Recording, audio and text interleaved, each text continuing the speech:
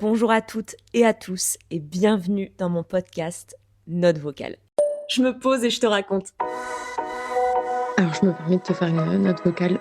Tu m'as pas raconté cette histoire. Je sais pas si t'as vu ce que je t'ai envoyé hier avant d'aller me coucher.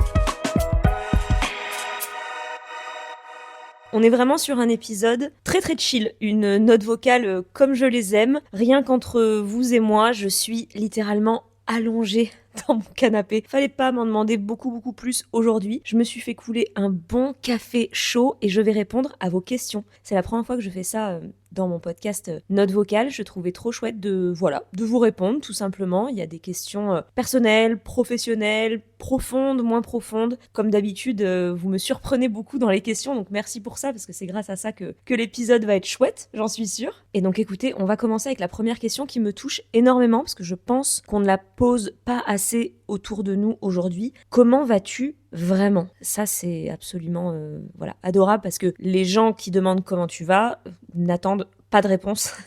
Il y a rien de pire d'ailleurs quand tu dis bonjour, comment tu vas? Bah bien et toi? Mais alors ah oui d'accord, donc j'aurais même pas de réponse en fait. C'est même plus que tu fais semblant, qu'on fait semblant de dire oui ça va, c'est qu'on ne répond même plus. Bref, comment ça va vraiment? Écoutez, ça va bien. C'est chouette déjà d'aller bien. Je sais pas si vous connaissez le sentiment, c'est trop chouette. Mais c'est surtout que je pense que ces dernières années, j'ai souvent menti en disant que ça allait bien parce que j'avais pas du tout envie d'expliquer pourquoi, j'avais encore moins envie de réfléchir entre moi et moi-même de pourquoi ça n'allait pas, donc j'allais encore moins en parler à la personne en face qui me posait la question. Et sincèrement, je m'étais habituée à ce ouais ça va et toi? Et là t'as envie de dire mais pas du tout en fait, ça ne va pas du tout. C'est tellement plus simple de répondre oui, ça je le connais bien. Et aujourd'hui je vous le dis, ça va bien, ça va vraiment bien. J'ai un peu l'impression de me la péter, de vous narguer un peu. Ouais, moi ça va très bien, ouais.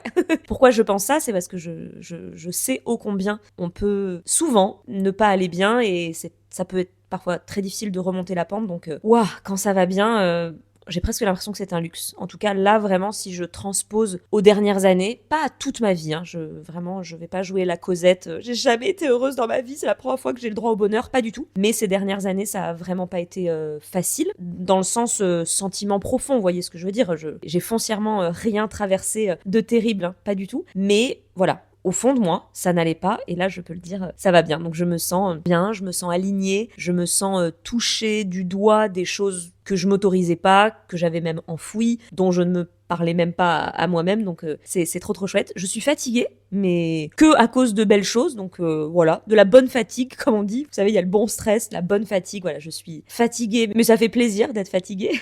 Et c'est vrai que j'ai beaucoup de décisions à prendre en ce moment, et vous savez comme je déteste ça, je suis très indécise. Prendre des décisions, ça me demande énormément d'énergie, je suis pas du tout confortable dans l'idée de prendre des décisions. Choisir, c'est renoncer, donc Quand j'ai pris une décision, je pense très fort à ce à quoi j'ai dit non, plutôt que de me réjouir de à quoi j'ai dit oui, donc rien que là, en ce moment, choisir des toilettes suspendues, c'est compliqué.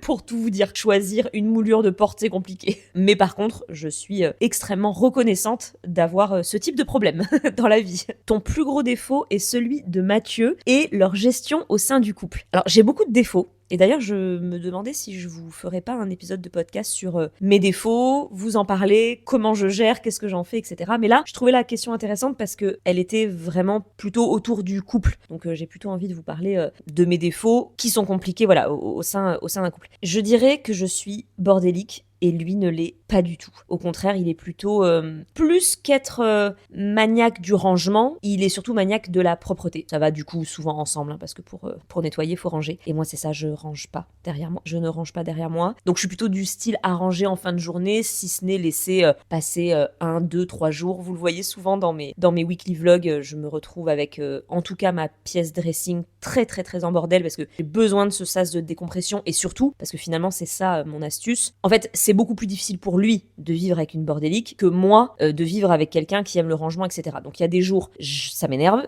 parce que j'ai autre chose à faire, parce que je considère que c'est un peu gâcher son temps, parce que des fois on se met en retard pour vider le lave-vaisselle, je me dis non mais vraiment c'est ça la vie, enfin voilà, moi j'associe ça à de la perte de temps, mais par contre voilà, je sais que lui ça le met inconfortable et on vit ensemble, donc il est hors de question qu'il soit inconfortable dans notre appartement, donc je fais des efforts, souvent parce qu'il me le demande, mais je fais des efforts. J'ai du coup besoin de cette pièce, déjà pour prendre tout ce qui est dans la pièce à vivre et tout balancer dans ma pièce dressing, comme ça au moins lui, ce qu'il voit, ce qu'il a à portée de vue, c'est rangé. Et par contre cette pièce je la range littéralement une fois par semaine, une fois toutes les 2 semaines, c'est la vérité quoi. Donc voilà, au sein du couple, j'essaye moi de faire des efforts, mais par exemple là je suis tranquillement en train de boire un café, je sais très bien que je suis capable de prendre cette tasse, la mettre sur la table basse, je ne vais évidemment pas tout de suite la ranger et je peux très bien la mettre dans le lave-vaisselle ce soir, demain matin, il n'y a pas de problème. D'ailleurs, semer des tasses un petit peu tout autour de moi, c'est un sport chez moi. D'ailleurs, ce café va être froid, je vais en boire un peu. Et au niveau caractère,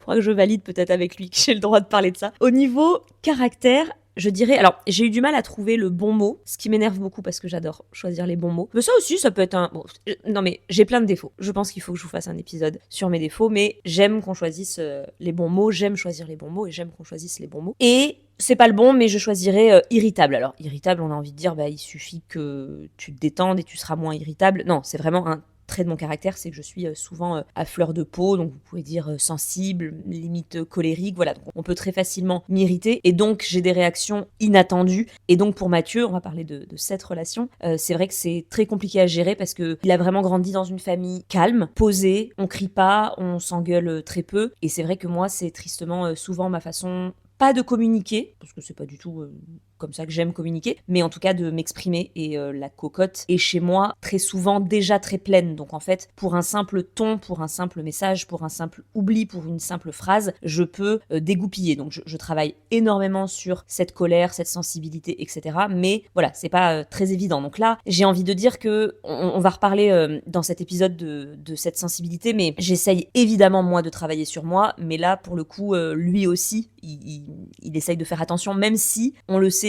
quand on vit avec quelqu'un de sensible, il est sensible également, donc je le sais très bien, mais on a beau essayer de faire attention, c'est pareil en amitié, dans la famille, etc. En fait, là où ça va faire mal, là où on va toucher la personne, c'est jamais là où on imagine, parce qu'on n'a jamais la même sensibilité. Donc il a beau parfois faire attention en se disant, bon là je vais faire gaffe parce que sinon je sais que ça va la rendre triste, ou ça pourrait, je sais pas, la rendre susceptible, t'inquiète que c'est pas là, et c'est simplement sur le fait d'avoir oublié je sais pas quoi, bon bref. Je sais que c'est pas facile, et je désire tellement pas que les gens qui m'entourent et que les gens que j'aime vivent sur des œufs avec moi, que je travaille aussi beaucoup, mais je pense que c'est le plus difficile, et ça englobe pas mal de choses, voilà, donc cette colère, cette irritabilité, cette sensibilité. Et lui, alors c'est horrible parce que dit comme ça semble terrible, alors que Mathieu est tellement génial, vraiment, il est vraiment vraiment génial, et même dans ses défauts, il est taureau, et c'est rigolo, c'est ma maman qui m'avait dit ça un jour, elle m'avait dit les taureaux c'est génial parce que en fait, très souvent, quoi que tu leur dises, ils sont très très ouverts à l'idée de changer, de s'adapter, et en fait c'est ça. Mathieu, au premier abord, il fait peut-être pas toujours les choses bien, par exemple en couple, en tout cas de ma vision, mais par contre, si je lui dis quelque chose une fois que ça m'a blessé, une fois que j'aimerais ça, une fois, c'est un bonheur parce que il se rappelle de tout. Alors attention, c'est pas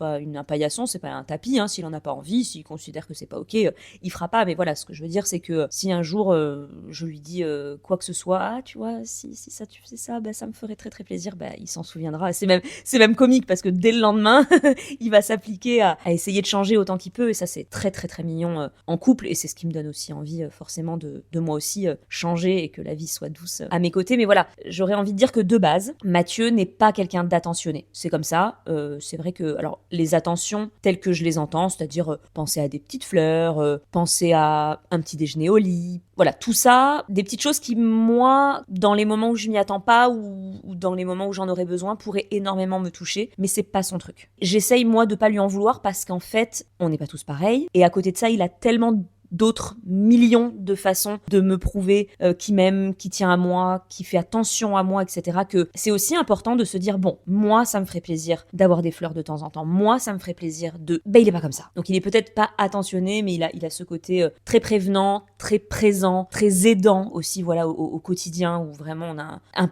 partage des tâches qui n'est même pas un sujet, c'est-à-dire qu'on vit ensemble, on vit à deux, on partage les choses, on a très vite compris ce que l'un aimait, ce que l'autre n'aimait pas, bref, et du coup on se complète. Je me sens nulle, c'est vraiment parce que c'est la question que je vous en parle, mais voilà. Il est peut-être pas attentionné, mais il a aussi plein d'autres qualités et surtout plein d'autres façons et occasions de me montrer qui tient à moi ou ses sentiments, donc c'est ok. Et ça, c'est vraiment ma façon de travailler au sein du couple, parce que c'était ça la question, c'est que c'est chouette aussi de se dire ok, c'est peut-être pas ma façon à moi de le faire, c'est peut-être pas comme ça que j'aurais aimé qu'ils me disent les choses ou qu'ils me prouvent les choses, mais punaise, essaye de voir entre les lignes, essaye de lire entre les lignes, essaye de voir ailleurs, parce qu'il y a plein de choses chouettes chez lui. Oh, je suis niaise. Ah As-tu des projets pro bien précis dans le futur ? Pas du tout.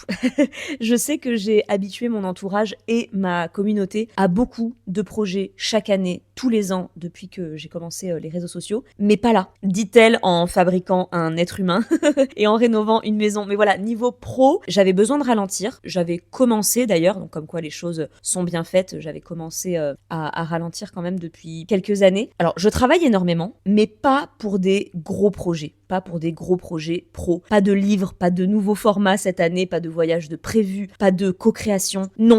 Et vous voyez, il y a quelques années, je vous aurais annoncé ça, j'aurais vécu ça comme un échec. Mais vraiment, parce que je pense que... Alors, je sais que c'est pas comme ça qu'on emploie cette expression, le syndrome de la page blanche. Je crois que ça, voilà, c'est quand on n'a plus d'idées, on est un petit peu face à un mur, etc. Moi, c'est la peur de la page blanche. C'est la peur du planning vide. C'est la peur du rien, de s'ennuyer, etc. Et ça passe aussi dans le pro et dans le perso. Et donc, voilà, chaque année, c'est très important pour moi d'être toujours en mouvement, d'avoir des projets. Alors, est-ce que c'était pour me prouver des choses à moi-même, pour prouver des choses aux autres ? Je ne sais pas. Je crois surtout que je suis hyper active, que j'ai besoin d'être occupée, que j'adore être occupée, que j'ai tellement d'idées qu'il faut qu'on puisse me permettre de les exprimer. Et je pense que plus que avoir l'impression d'avoir des choses à prouver aux autres ou à moi-même, je sais que la vie est courte et je veux en profiter à fond. Et du coup, chaque année, voilà, j'en faisais encore et encore plus. Et je regrette rien. Mais là, c'est plus le mood du moment du tout. C'est ok aussi parce que je l'ai choisi. Si évidemment ça s'était imposé à moi au niveau professionnel, ça aurait été absolument terrible pour moi. Mais voilà, comme je l'ai choisi et je me suis organisée pour ça, c'est ok, ça fait du bien.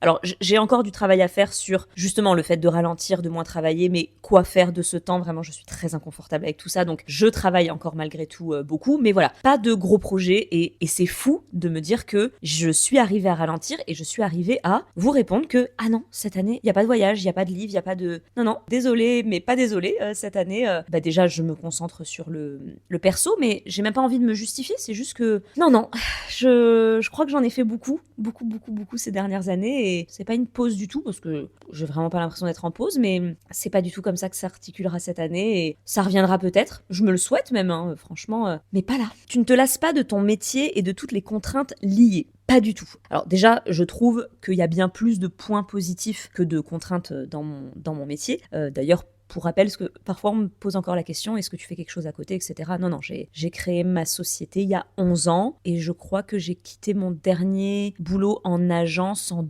2011 ou 2012. Donc voilà, je suis créatrice de contenu, influenceuse depuis 13-14 ans, je ne sais plus. Et c'est vrai que de mon point de vue, il y a beaucoup plus de points positifs que de points négatifs dans mon métier. J'aime tellement la liberté que ce métier m'apporte. Je suis autonome, je suis ma propre patronne, je suis très bien entourée malgré tout. Donc voilà, je travaille aussi avec des gens géniaux. Il y a beaucoup de créativité, les journées ne se ressemblent pas. Ça, c'était très très important pour moi, je le savais depuis que j'étais toute petite. Je suis pas faite pour les CDI, d'ailleurs je n'ai jamais signé de CDI de toute ma vie, même si on pourrait croire avec certains pans de ma personnalité que ça pourrait me rassurer, mais pas du tout. Ça m'angoisse extrêmement, comme quoi l'engagement ça fait un bail que ça me fait peur. Non, jamais de CDI et ça me va très très bien comme ça. Je pense que dans tous les métiers, il y a des gens moins sympas qu'on rencontre, il y a des choses moins sympas qu'on est obligé de supporter. Typiquement dans mon métier, oui, il y a une certaine insécurité financière, une insécurité tout court. Je pense qu'il y a beaucoup de personnes qui aimeraient pas du tout se renouveler chaque année, être un petit peu re-challengé chaque année, c'est pas confortable. C'est aussi hyper dur de déconnecter. D'ailleurs, je ne sais absolument pas le faire encore aujourd'hui. Le jugement, les critiques, moi je suis très susceptible. C'est pas facile, c'est vraiment pas facile. Il y a des jours en particulier où vraiment je suis pas apte à lire et à entendre des choses. Voilà, c'est très très difficile, surtout que c'est pas seulement mon travail, c'est 100% moi, c'est ma personnalité, mon travail, mes choix. Je livre tout à cœur ouvert pour chaque story, pour chaque post, etc. Donc c'est pas seulement votre patron qui vous dit qu'il aimerait bien que vous recommenciez votre présentation. C'est que voilà, moi j'y mets tellement de tripes que c'est très intense pour moi quand on vient piquer des choses. Mais heureusement, déjà je ne suis plus Margot qui a 20 ans et qui se lance, donc je me suis blindée. Je pense que mûrir, grandir, c'est ça aussi. Tristement, je me suis habituée aussi, c'est très triste, mais bon, d'un côté heureusement, parce que sinon je ne ferais absolument plus ce métier, j'aurais pas réussi à continuer si je m'étais pas un petit peu habituée. Mais c'est vrai que là, les dernières années, vraiment les dernières années, les 4 dernières années, je dirais, les critiques, alors ne sont pas, enfin les critiques, quand je dis les critiques, c'est pas le bon mot, parce que d'ailleurs, une critique, ça peut être négatif comme positif, et mon cœur reste ouvert.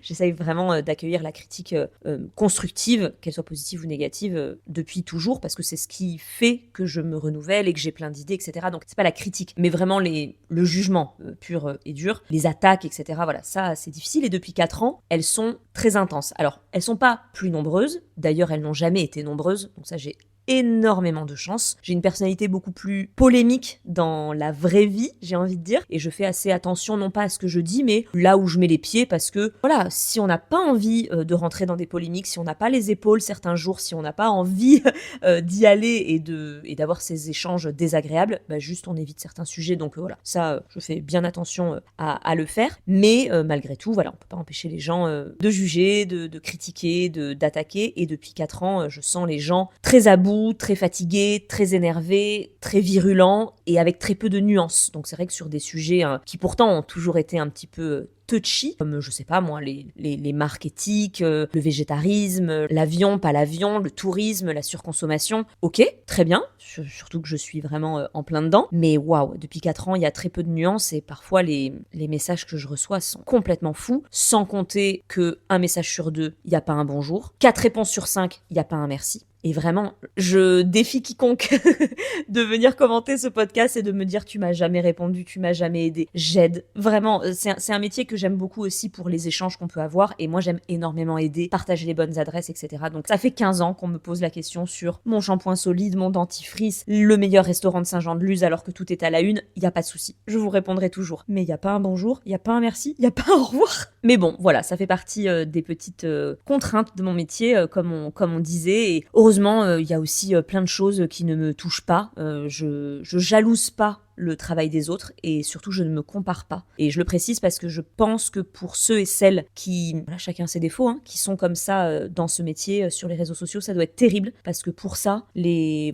gens qui se comparent, les gens qui peuvent être un petit peu envieux, etc. Je parle même pas de ma communauté, je parle vraiment des autres créateurs de contenu. Ça doit être terrible de faire ce métier et je me dis que grâce à ça, je suis déjà bien protégée parce que je fais mes trucs dans mon coin, je m'éclate et c'est vraiment une relation entre vous et moi et il y a personne d'autre dans l'équation, quoi. Et tout simplement, en fait, je fais le travail de mes rêves, donc je me concentre là-dessus. Il coche toutes les cases, vraiment, absolument toutes les cases, que ce soit les échanges avec vous, la créativité, le fait que je fais des photos, je les retouche, du montage, du dessin, de l'écriture, parler devant une caméra. Vraiment, ça coche toutes les cases, donc c'est vraiment... Je fais le métier de mes rêves, tout simplement. D'ailleurs, il y avait une autre question qui était: tu arrives toujours à te renouveler sur les réseaux sociaux, comment tu fais depuis 15 ans? C'est très gentil de le remarquer, c'est très chouette de le remarquer, parce que voilà, c'est vrai que je pense que c'est une de mes forces. Cependant, je ne le cherche pas. C'est-à-dire que je ne suis pas du tout obsédée par si tout devait s'arrêter, il faut que je reste dans le coup, etc. Pas du tout. C'est vrai que ça aurait pu, parce que je vieillis.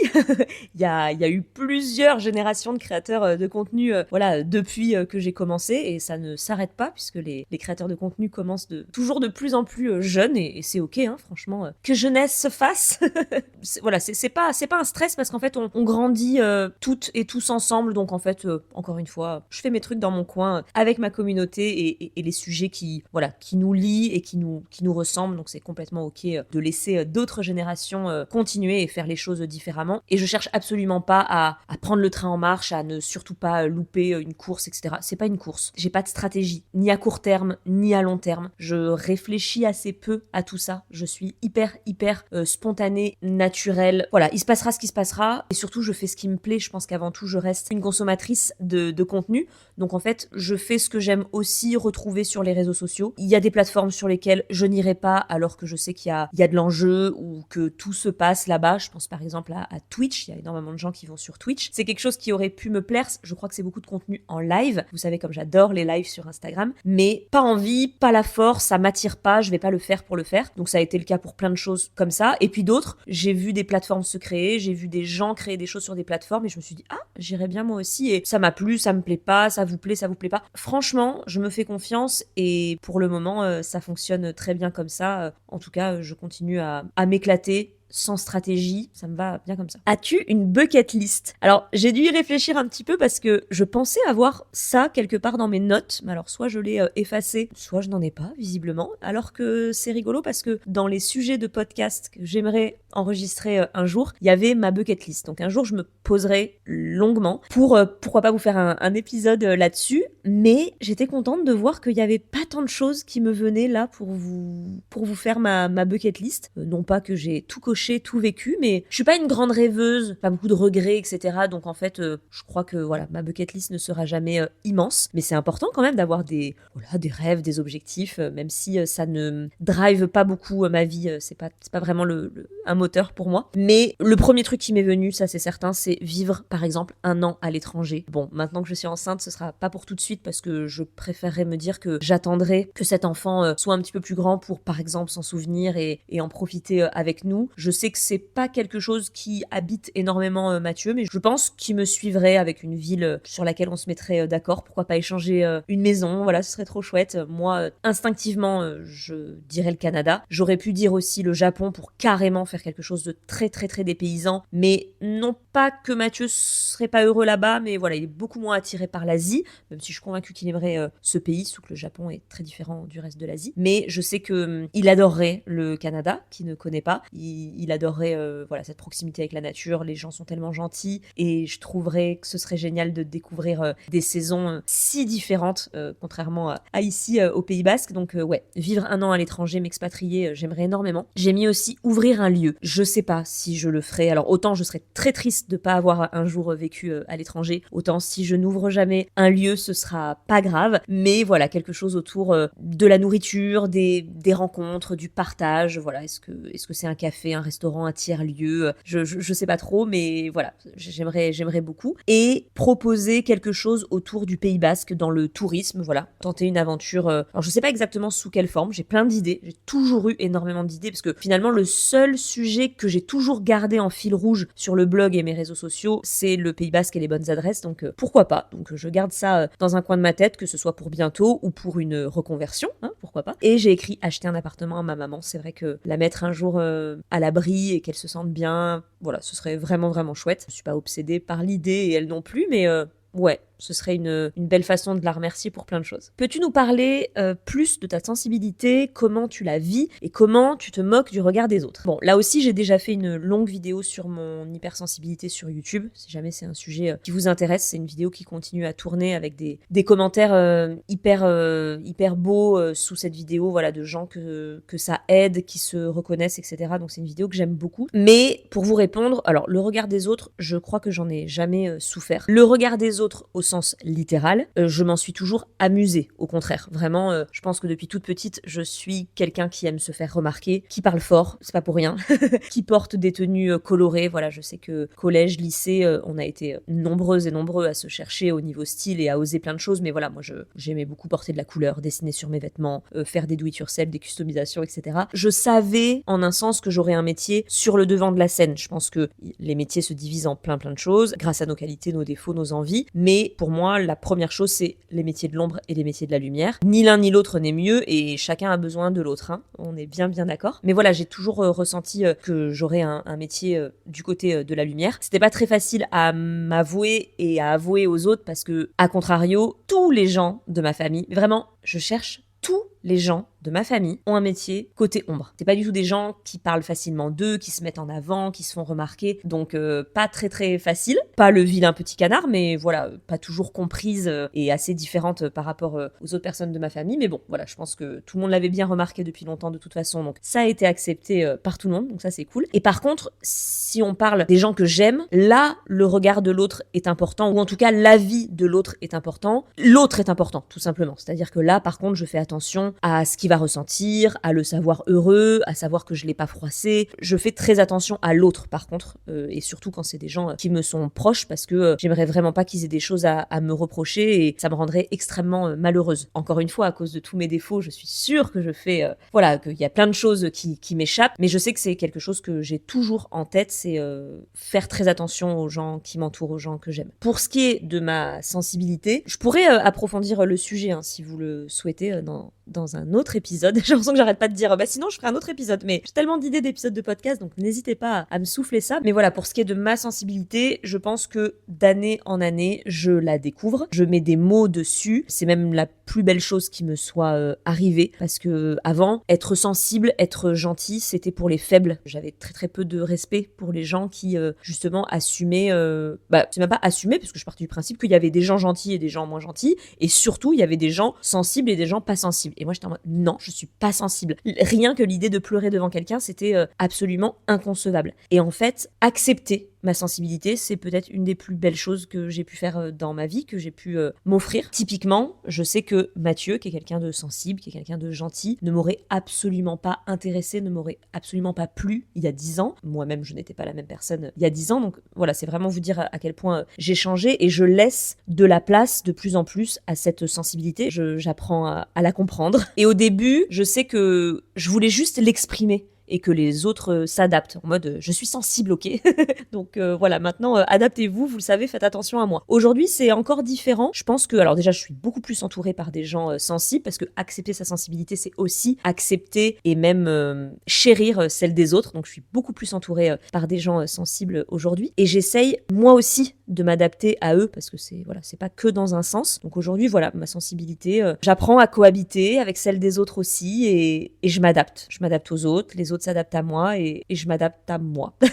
Ta plus grande fierté et ton plus grand regret pro et perso. Alors, au niveau pro, ça va être très cucu, très cliché. J'ai l'impression que je les enchaîne, les messages cucu et clichés. C'est réellement mon métier, tout court. Je vous le disais, il coche tout. Et je crois que je le fais bien. En tout cas, tel que je me figure ce métier, j'ai l'impression que je le fais bien, dans le sens où je fais tout pour faire les choses sérieusement, mais sans me prendre au sérieux. Ça, c'est une phrase que ma maman m'a très souvent répétée, et je pense que je l'applique vraiment au quotidien. Je suis quelqu'un de très carré, très rigoureuse. Je pense que pour ça, si on aime travailler avec quelqu'un comme ça, je suis la bonne personne. Mais à côté de ça, je m'éclate. C'est du bonheur, voilà, sans se prendre au sérieux. C'est aussi ça, c'est que je m'éclate, je me prends pour personne, je me prends pas du tout au sérieux. Et ce métier, pour quelqu'un de créatif, c'est extraordinaire. Et d'ailleurs, ça va faire 15 ans, là quand vous écouterez cette note vocale, ça va faire 15 ans dans 3 semaines que je fais ce métier. C'est complètement fou. Faire le métier de ses rêves, c'est complètement fou. Et perso, au niveau perso, ma plus grande fierté, on en est encore loin, c'est-à-dire que j'utilise très peu ce mot. Pas par pudeur, mais peut-être parce que j'ai comme l'impression que ça se mérite. Voilà, on l'utilise pas pour rien. Donc j'ai accepté de l'utiliser pour le côté pro, mais alors le perso c'est un petit peu difficile. Mais voilà, si je devais être fière de quelque chose, c'est d'avoir osé et d'oser encore aujourd'hui travailler sur moi, affronter mes traumatismes, ma personnalité complexe parfois, oser me remettre en question, même si c'est super dur parfois, et oser du coup être heureuse, parce que c'était pas gagné, et cette année j'y suis arrivée, c'est juste merveilleux. Donc oui, ma fierté c'est d'oser travailler sur moi et d'avoir osé il y a quelques années ouvrir cette boîte de Pandore. On est tous une boîte de Pandore, il y a tellement de gens qui n'osent même pas toucher du bout des doigts la boîte. J'ai encore plein de choses à découvrir, beaucoup de travail sur moi, ça s'arrêtera j'imagine jamais, j'imagine que c'est toute la beauté de la vie, mais aujourd'hui ça me fait plus peur. Et je me confronte, je suis ok. Pour ce qui est des regrets, j'en ai sincèrement pas. C'est pas mon style. Si je veux quelque chose, j'essaye d'y arriver, tout simplement, j'essaye de l'atteindre. Et si j'y arrive pas, c'est que ça ne devait pas arriver. Alors là, c'est vraiment une phrase qu'on entend beaucoup, mais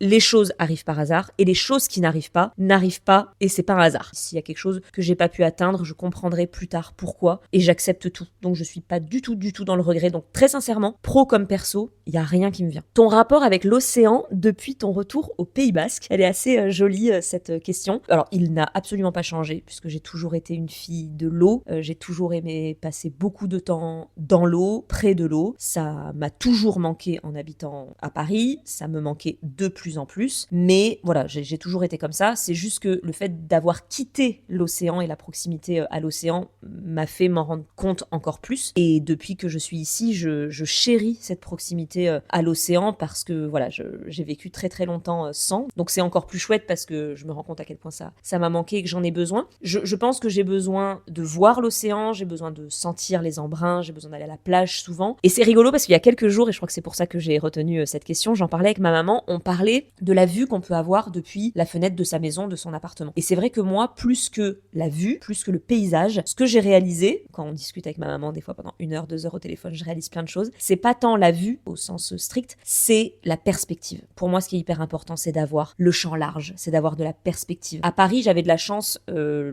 boulevard sur lequel donnait mon appartement, le dernier, était vraiment large, donc l'immeuble d'après était plutôt loin. Mais voilà, très vite, il y a un premier plan qui nous coupe la vue et très vite, un deuxième, un troisième, un quatrième. Ici, ce qui est absolument fantastique, par exemple, de mon appartement, j'ai pas une vue incroyable, mais il y a beaucoup de perspectives, il y a de l'espace, ça respire, et je crois que ça me fait ça, en fait, l'océan. Plus que l'odeur, plus que le sable sous mes pieds, plus que l'océan, la mer, c'est cette immensité, cette perspective, ce champ large face à moi, c'est ressourçant énormément. Donc voilà, c'est ça mon rapport à l'océan, c'est que ça me fait beaucoup de bien, ça me ressource et c'était chouette, rien que pour ça, de quitter le Pays Basque, c'est de s'en rendre compte encore plus fort quand on revient. Est-ce que tes copines parisiennes le sont toujours? Complètement.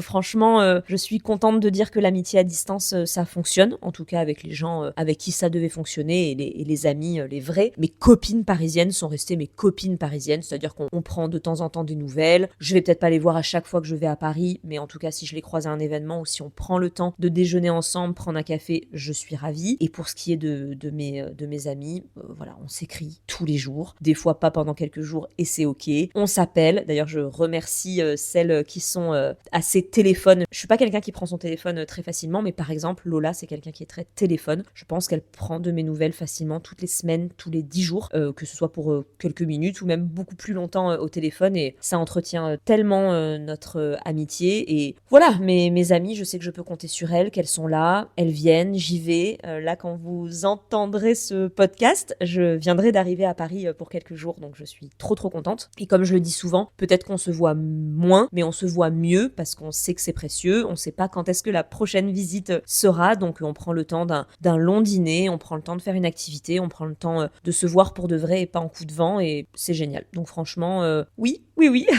c'est si c'était la question, elles sont toujours mes amies. Et je terminerai par la question, qu'est-ce qui te rend heureuse? Ma vie, tout simplement, je pense que vous l'aurez compris tout au long de ce podcast, c'est bateau, mais ça n'a pas toujours été le cas. Je crois que je souhaitais plein de choses, au fond, j'en avais noté d'ailleurs pas mal dans un petit carnet il y a quelques années, et voilà, faisait partie de ces choses, revenir dans ma région, retrouver mes amis, ma famille, et voilà, ça me rend très heureuse de les avoir auprès de moi et de vivre ici. J'ai aussi fait de belles rencontres amicales, amoureuses. Aujourd'hui, je construis une famille avec un homme merveilleux, un homme que j'aime. Je prends soin de moi, l'océan me rend heureuse, les animaux me rendent heureuse, mon métier, vous l'aurez compris. Et merci pour ça, finalement, parce que, voilà, je vous le disais, ça fait 15 ans et je pense que vous êtes ma relation la plus longue. Donc, merci d'être là depuis quelques jours, quelques mois, quelques années, depuis le début ou pas, mais vous me faites vivre un rêve et vous me rendez heureuse. Voilà. Je sais pas exactement ce que vous retrouvez, ce que ce podcast ou ce que mes contenus vous apportent, mais vous me rendez heureuse. Ok, c'est plus une note vocale là, c'est un podcast.